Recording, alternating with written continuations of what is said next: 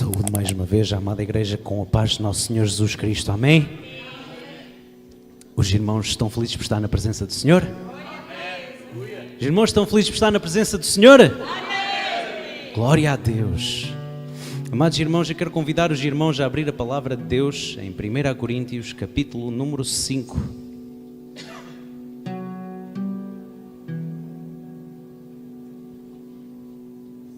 Amém? Os irmãos que já acharam, vejam comigo a palavra de Deus. Geralmente se ouve que há entre vós fornicação, e fornicação tal, qual nem ainda entre os gentios, como é haver quem abuse da mulher de seu pai. Estais inchados e nem ao menos vos entristeces, porque não de ter sido dentre vós tirado quem cometeu tal ação. Eu, na verdade, ainda que ausente no corpo, mas presente no espírito, já determinei, como se estivesse presente, que o tal ato que praticou, em nome de nosso Senhor Jesus Cristo, juntos vós e o meu espírito, pelo poder de nosso Senhor Jesus Cristo, seja entregue a Satanás para a destruição da carne, para que o espírito seja salvo no dia do Senhor Jesus. Não é boa a vossa jactância. Não sabeis que um pouco de fermento faz levedar toda a massa? Alimpai-vos, pois, do fermento velho, para que sejais uma nova massa. Assim como estáis sem fermento, porque Cristo, nossa Páscoa, foi sacrificado por nós. Pelo que façamos festa, não com o fermento velho, nem com o fermento de maldade e da malícia, mas com os jasmos da sinceridade e da verdade. Já por carta vos tenho escrito que não vos associeis com os que se prostituem. Isso não quer dizer absolutamente com os devassos deste mundo, ou com os avarentos, ou com os roubadores, ou com os idólatras, porque então vos seria necessário sair do mundo. Mas agora escrevi que não vos associeis com aquele que, dizendo-se irmão, for devasso, ou avarento, ou idólatra, ou maldizente, ou beberrão, ou roubador, com o tal nem ainda comais. Porque que tenho eu em julgar também os que estão de fora? Não julgais vós os que estão de dentro? Mas Deus julga os que estão de fora. Tirai, pois, dentre vós a esse iníquo. Amém. Os irmãos podem tomar os vossos assentos. Gostava de fazer uma oração antes de começar a palavra. Altíssimo Deus, poderoso Pai, é a tua palavra, é o teu púlpito, é o teu povo, Pai. Eu te peço que uses, Pai, a minha boca para falar a tua palavra, não as minhas palavras, Senhor. Que seja, Senhor, o teu Espírito Santo a falar, não o meu coração, Pai. E que os teus filhos que estão a ouvir nesta hora, Pai, venham a receber esta palavra, Senhor. Que esta palavra venha a ser entregue nos seus corações, Pai. Não para tristeza, Senhor, ó Deus, mas para a demonstração, como assim, Senhor, ó Deus, é a tua vontade, Pai. Para a honra e glória do teu nome, Senhor. Fala aos nossos corações, fala às nossas vidas, Pai, porque eu também vou ouvir esta palavra, Senhor, por isso fala connosco nesta noite, Senhor, em nome de Jesus. Esta é a nossa oração. Amém. Para os irmãos perceberem o que se passa com o texto, para nós percebermos o que se passa com este texto, é talvez necessário perceber um bocadinho o contexto sociocultural da época da igreja de Corinto. Corinto era na Grécia Antiga. A igreja de Corinto era uma igreja que estava situada no meio dos gentios, em terra de gentios. Então os costumes dos gentios naquele lugar eram os costumes gregos, os costumes habituais dos gregos. Sabemos então que historicamente, e pela palavra de Deus também, Paulo refere a existência do templo, até porque, se os irmãos forem estudar o texto de Coríntios, vão ver Paulo a falar sobre os penteados das mulheres e sobre o uso do véu. Que foi por causa do motivo que levou Paulo a falar sobre isso, foi o facto de que Paulo estava a corrigir as mulheres da igreja porque usavam penteados iguais às mulheres do templo de Afrodite, às sacerdotisas do templo de Afrodite especificamente, o qual seria incorreto. Porquê? Porque as mulheres da igreja seriam confundidas com mulheres do templo de Afrodite. Porque é que isto era um problema? Afrodite era a deusa do amor, a deusa grega do amor. Em que é que isto se traduz? Nos templos de Afrodite, a forma deles cultuarem a deusa Afrodite era com atos sexuais explícitos entre inúmeras pessoas dentro do templo. Então havia uma quantidade de prostituição no templo tremenda. Então as mulheres da igreja estavam a ser então confundidas com mulheres que se prostituíam. E por isso é que Paulo então fala para elas raparem o cabelo e usarem o véu. Isto, já vos disse, mais uma das coisas, mais um dos problemas que havia em Corinto. O templo de Afrodite, precisamente por causa disto. Mais de 1000 sacerdotisas havia nos templos de Afrodite. Para além disso, havia também o templo a um deus chamado Apolo, que era um deus associado às artes e, nomeadamente, também muito associado à sensualidade masculina, que era símbolo também de homossexualidade. Isto porque na Grécia Antiga a homossexualidade era uma prática comum e vista como algo perfeitamente normal. Não era visto como é visto na palavra de Deus, que nós sabemos que Deus condena a homossexualidade. Se formos ler em Levítico e Deuteronômio, Deus fala que homem não se deitará com homem, mulher não se deitará com mulher. Agora, a que é que isto nos traz? No primeiro versículo, Paulo começa logo no capítulo 5. Geralmente se ouve que há entre vós fornicação, e fornicação tal, o pecado de fornicação na igreja de Corinto era tão grave que nem ainda entre os gentios, como houver quem abuse da mulher de seu pai. Ou seja, o pecado de fornicação em Corinto era tão grave que nem entre os gentios, que já vimos o que os gentios faziam no templo de Afrodite, as pessoas que adoravam a Apolo, ainda agora falámos sobre isso, já vimos a gravidade dos pecados que eram cometidos pelo povo de Corinto, pelos gentios de Corinto. Então Paulo diz que ainda dentro da igreja de Corinto o pecado era pior. E se nós formos observar, um dos exemplos que Paulo dá é como é haver quem abuse da mulher do seu pai. A mulher de seu pai, creio eu, que não seria a mãe, porque senão Paulo referia a mãe. Mas, se nós formos a ler em Deuteronômio 22:30, a mulher do pai, não era lícito ao homem deitar-se com a mulher do pai, independentemente da circunstância, com o pai morto ou não. Deus abominava isso. Há uma série de relações familiares que Deus não permite trespassar a barreira. Isto está na lei, se formos ler em Deuteronômio e Levítico. E isto leva-nos a ver que Paulo detestava tanto este pecado que considerava isto muito pior do que aquilo que os gentios faziam. Era errado aos olhos dos judeus. E depois ainda entra Paulo a dizer: estáis inchados e nem ao menos vos entristecestes por não ter sido dentre vós tirado quem cometeu tal ação. Paulo ainda chama a atenção do resto da igreja de achar isto tão normal, tão passivo, tão tranquilo, que nem se entristeceram com esta pessoa permanecer no seio da igreja dentro desta mesma situação. Os irmãos estão a perceber qual é o problema aqui nesta situação? A igreja de Corinto, uma igreja cheia dos dons. Nós começamos a ver, se formos estudar Coríntios do princípio ao fim, é uma igreja que está cheia de dons do Espírito Santo, profecias, línguas estranhas, dons de línguas estrangeiras, uma série de dons.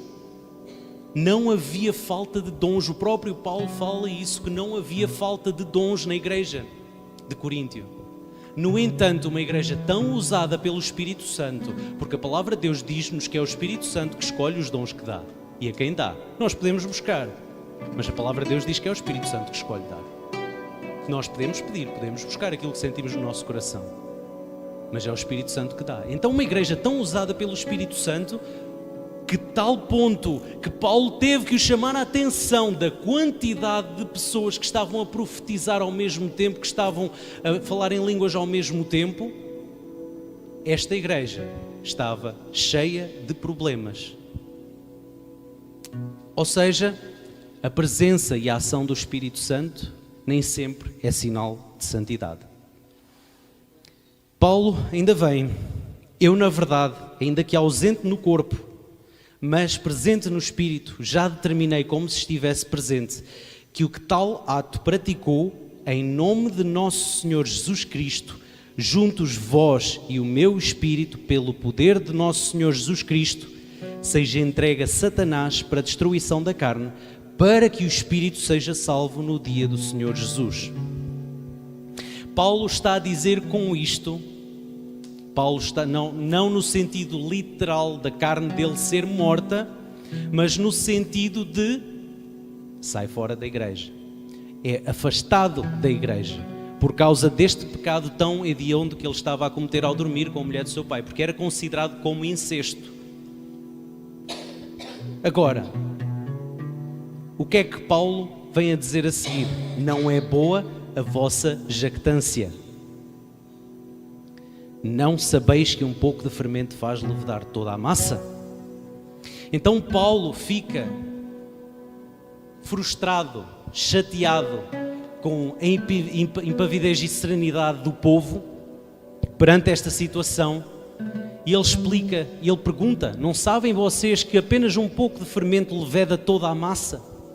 Se nós pegarmos um bocado de massa de broa, um bocado de massa de pão e pusermos um bocadinho de fermento, amassarmos aquilo e deixarmos aquilo durante a noite, o que é que vai acontecer?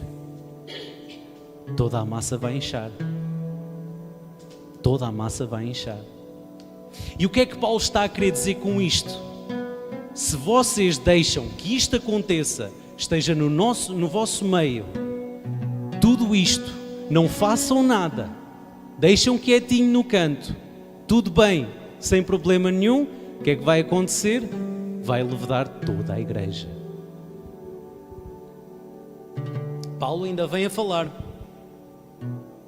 alimpai-vos, pois, do fermento velho, para que sejais uma nova massa, assim como estáis sem fermento, porque Cristo, nossa Páscoa, foi sacrificado por nós. Alimpai-vos, pois, do fermento velho.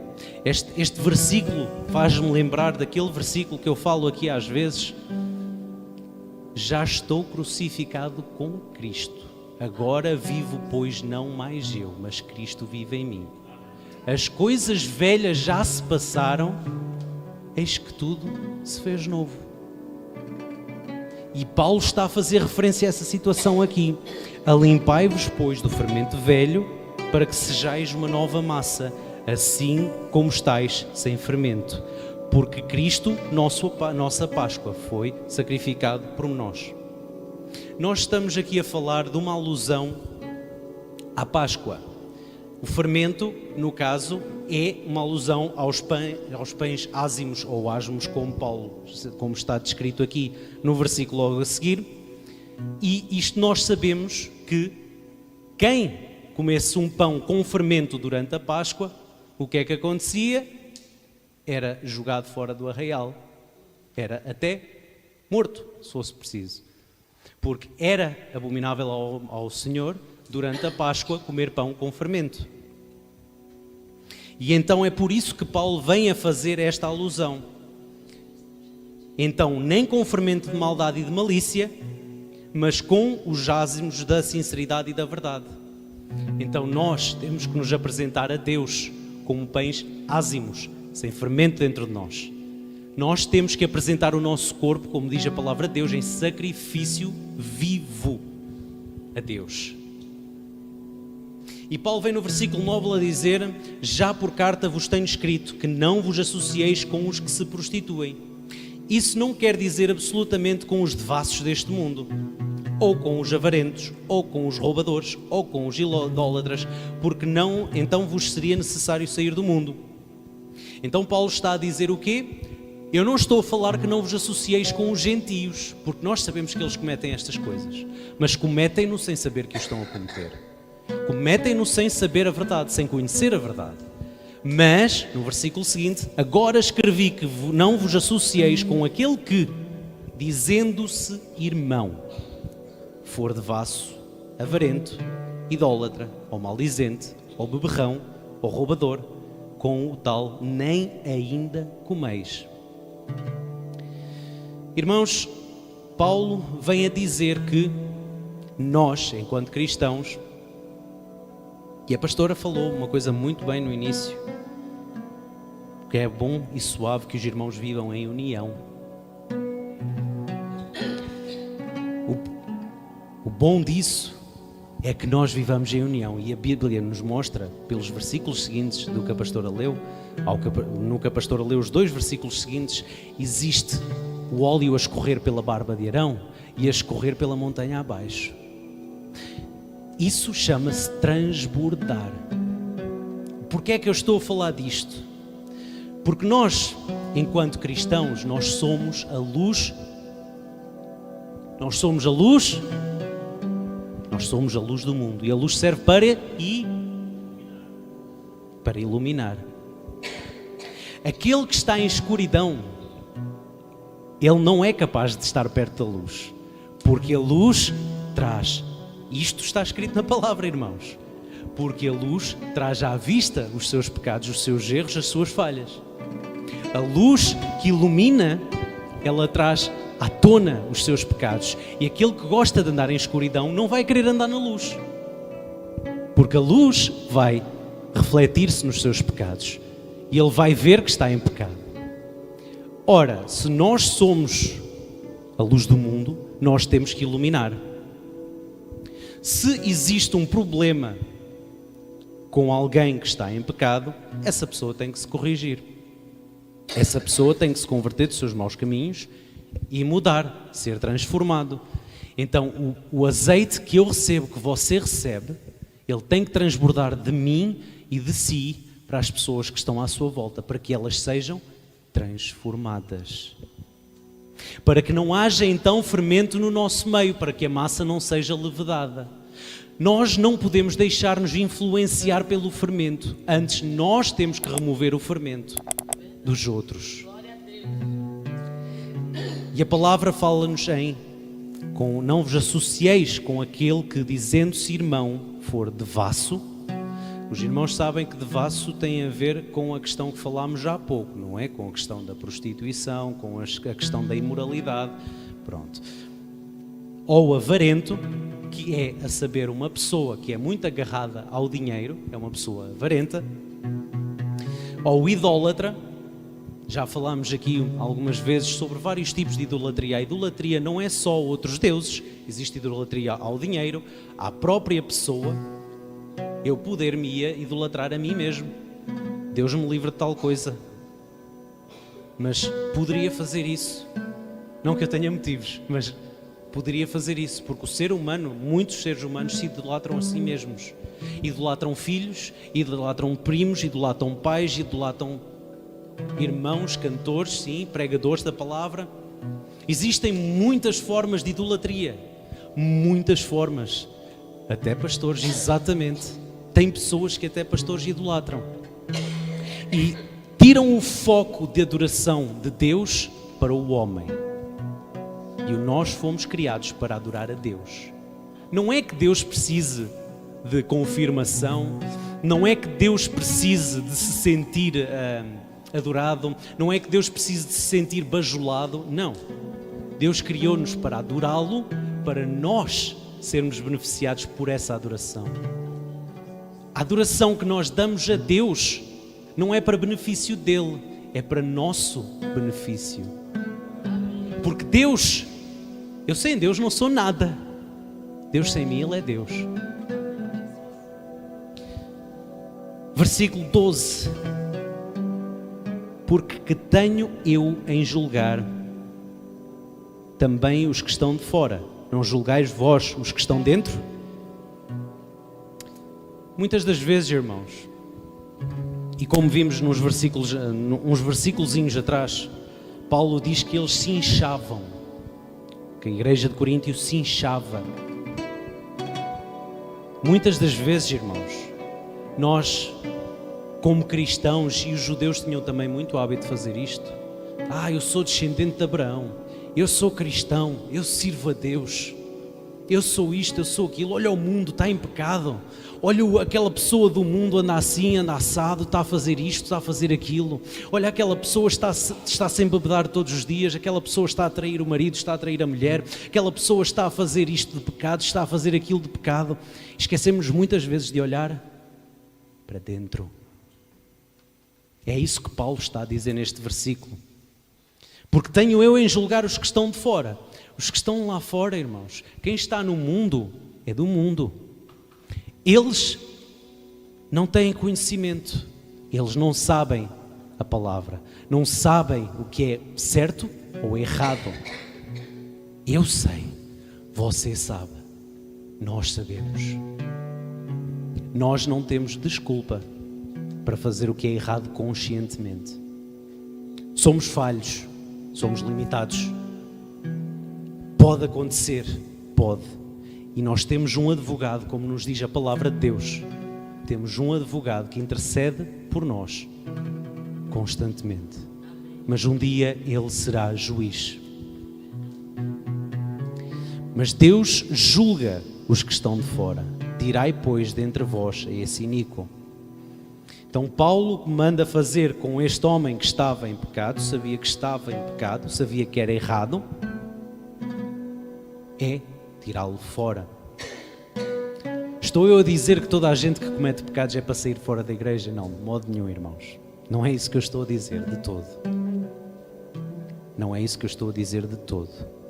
Mas se há algum pecado em mim, se há algum pecado em si que vocês têm em baixo, se eu tenho fermento em mim, se você tem fermento em si, eu quero convidar o irmão, eu quero convidar o irmão e a irmã a retirar esse fermento dentro de si. Irmão, mas é difícil demais. Amém. Mas a palavra de Deus diz-nos que nós temos um Consolador. Jesus, ao morrer por nós na cruz, Ele enviou o Consolador. A graça, ela não é só para nos dar salvação. É certo, Jesus morreu, os gentios tiveram acesso, nós, gentios, tivemos acesso à salvação pela morte de Cristo. No entanto, a salvação não é automaticamente só porque Jesus morreu por nós na cruz. Para nós termos acesso à salvação, e ela é pela graça, nós temos que abrir mão de nós mesmos. Porque, como diz Paulo, agora vivo, pois, não mais eu, mas Cristo vive em mim. E o próprio Jesus dá vários exemplos, dá dois exemplos especificamente, que o reino dos céus é semelhante a uma pessoa que vendeu tudo o que tinha e foi porque encontrou uma pérola para comprar essa pérola com o dinheiro que tinha. E Jesus, Ele nos ensina que nós temos que abrir mão de tudo para poder recebê-lo a Ele como Salvador e Senhor. E sublinho Salvador e Senhor. Senhor não é como no nosso conceito de português que um filho chama Senhor ao pai. Ou chama Senhor ao patrão. Ou chama Senhor... Não. O Senhor que vem na Bíblia era o Senhor grego, que era o mestre do escravo, o dono do escravo. E é isto que nós precisamos de entender. Jesus comprou, resgatou a nossa vida com a morte dele na cruz. O que é o resgate? Ele passa a ser nosso possuidor. Mas pela lei hebraica tinha que ser um familiar a resgatar a pessoa. O que é que isto significaria? Significaria que em vez de ser tratado como escravo, passaria a ser tratado como familiar. Apesar de ser escravo e servo, passaria a ser familiar. Passaria a ser parte da família. E foi isto que Jesus fez por nós, irmãos.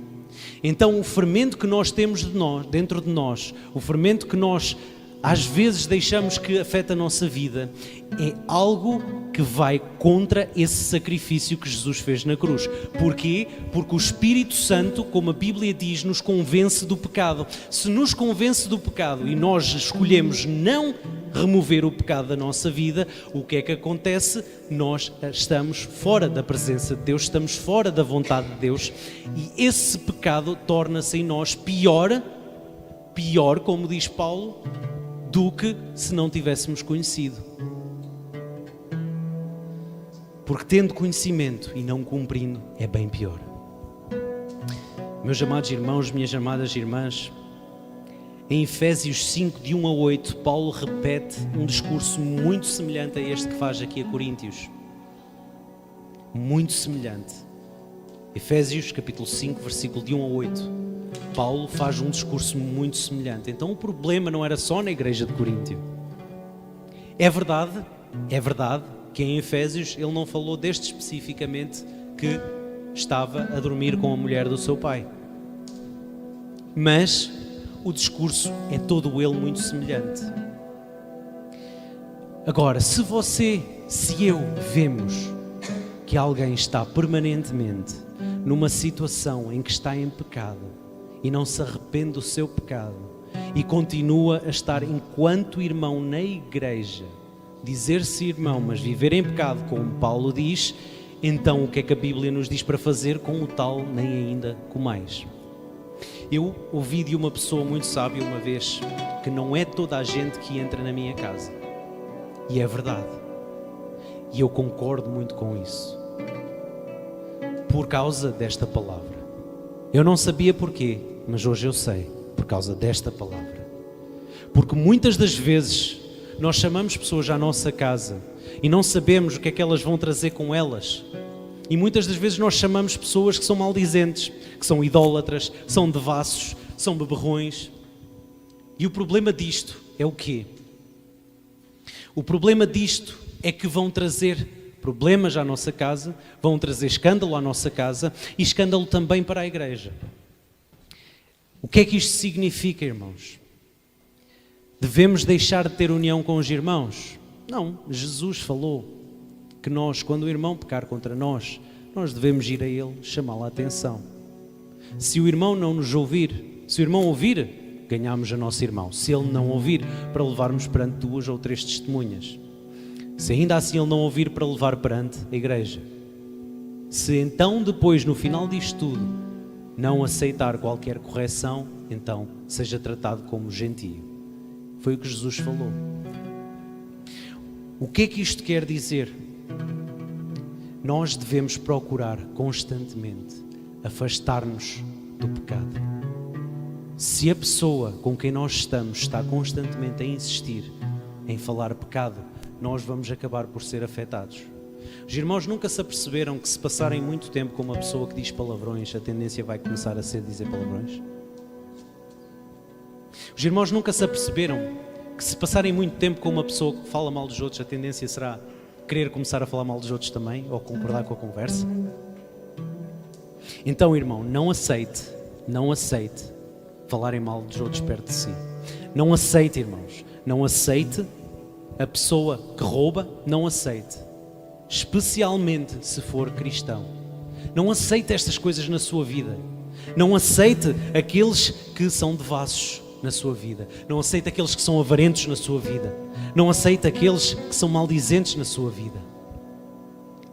Ajude a pessoa a transformar. Pregue a palavra. Essa é a sua obrigação. Não é transformar a pessoa. Se a pessoa não quiser aceitar, é problema dela. Mas com os tais, nem com mais. Eu não digo que os irmãos não possam encontrar, não digo que não possa encontrar a pessoa na rua e cumprimentar e falar e está tudo bem, e pregar até a palavra de vez em quando, e trabalhar com as pessoas e estar perto delas, mas cuidado com quem colocam dentro da vossa casa. Cuidado com quem convivem muito, porque as coisas más vão-nos afetar. As coisas más vão-nos afetar. Um pouco de fermento leveda toda a massa. E nós não podemos aceitar isso no nosso meio, nas nossas vidas, irmãos. E se há ainda alguma coisa, algum bocadinho de fermento dentro de si ou dentro de mim, vamos pedir a Deus para nos ajudar a transformar. Vamos pedir a Deus para nos mudar nesse sentido. Os irmãos creem que Deus é poderoso para mudar, para transformar? Então eu peço aos irmãos que se coloquem sobre os vossos pés. A pastora Isabel falou que hoje era culto de libertação e eu creio que Deus quer libertar as nossas vidas de todo o fermento. Aquele que crê nisto, eu peço que coloque a mão sobre o seu coração e levanta a outra mão ao céu. e ore comigo nesta noite. Deus, eu não sou ninguém, eu não sou nada, Pai. Mas na Tua presença, pela presença do Teu Espírito, ó Deus, eu quero Te apresentar a vida de cada um dos que aqui está, Senhor, ó Deus. A vida de cada um dos Teus filhos que aqui está na live, Pai, e aqui na nave da igreja, Senhor. Ó Deus, em nome de Jesus, também apresentar-te a Rosângela e a família, Senhor. Vem, ó Deus, com o Teu poder e a Tua glória, Senhor, ó Deus, a trazer libertação das nossas vidas, Pai. Traz libertação das nossas vidas, Pai, arrancando todo o fermento, Pai, para a massa não levedar. Deus, em nome de Jesus, como a Tua palavra diz, Senhor, se um olho te faz pecar, arranca-o, porque mais vale entrares no céu sem os 2 olhos do que não entrares. Deus, em nome de Jesus, arranca de nós todo o fermento, Pai. Arranca da Tua igreja todo o fermento, Senhor, para que não se levede toda a massa, Pai. Em nome de Jesus eu te peço, Pai, venha trazer a nós, Senhor, ó Deus, um coração novo, Pai, um espírito novo, Senhor, um coração, Senhor, ó Deus, de carne e um espírito, ó Pai, que Te adora em espírito e em verdade, Senhor. Nós queremos, Senhor, ó Deus, ser adoradores em espírito e em verdade, Pai. Queremos, Senhor, ó Deus, adorar o Teu nome, a Tua face, ó Pai. Queremos que a Tua glória desça sobre a Tua igreja, sobre o Teu povo, sobre esta cidade, sobre esta nação, Senhor, para que pessoas sejam transformadas, Pai. Oh Deus, ajuda-nos a ser luz, Pai, não a ser trevas, não a ser sombra, Pai. Ajuda-nos a ser luz nesta cidade, nesta nação, Pai. Ajuda-nos a ser sal desta terra, Pai, não a ser insípidos, Deus. Em nome de Jesus, eu te peço, Pai, ajuda o Teu povo aqui por ação do Teu Espírito Santo, Pai, a arrancar todo o fermento do seu corpo, da sua vida, Pai, do seu meio, Senhor. Arranca todo o fermento da Tua igreja, Senhor, para a honra e glória do Teu nome. Que o Teu poder e a Tua glória sejam manifestados, Pai, neste lugar, no meio do Teu povo, ó Deus. Que o Teu poder e a Tua glória sejam manifestados em nossas vidas, Pai, e que venhamos a transbordar para as vidas que estão ao nosso redor, Deus. Em nome de Jesus, em nome de Jesus. Eu não sei aquilo que os Teus filhos precisam nas suas vidas, Pai. Eu não sei aquilo que os Teus filhos precisam, Pai, de milagres, Pai, de curas, de transformações, de libertações, Pai. Mas eu te peço, venha agir pelo Teu Espírito Santo nesta noite. Venha agir pelo Teu Espírito Santo neste lugar, Pai. Traz, Senhor, ó Deus, libertação, Pai, de tudo aquilo que não presta. Traz libertação de tudo aquilo que não é Teu, Pai. Traz cura, Pai, de todas as doenças, Pai, que foram colocadas, Senhor, ó Deus, para fazer mal aos Teus filhos, Pai. E usa os Teus filhos nesta nação, Pai, para trazer cura, libertação, transformação, poder, autoridade, Pai, que a Tua glória deixa onde o Teu povo pisar, em nome de Jesus. Esta é a nossa oração nesta noite. Amém, Senhor. Eu agradeço a oportunidade em nome de Jesus.